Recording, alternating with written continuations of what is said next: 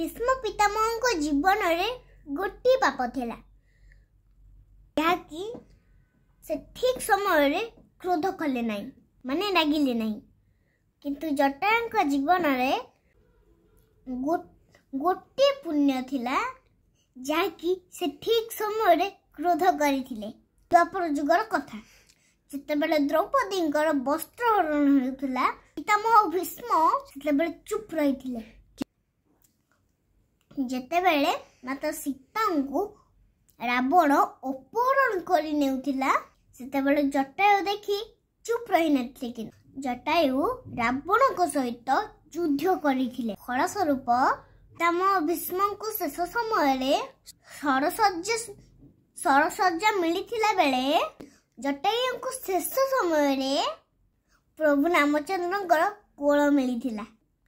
अर्थात क्रोध पुण्य हो जाय सेतेबेले जेतेबेले धर्म और मर्यादा को बंचा पई करू किंतु धैर्य सेतेबेले पाप होई थाए जदि हमें धर्म और मर्यादा को रक्षा करि पारना ना बुझ पाले।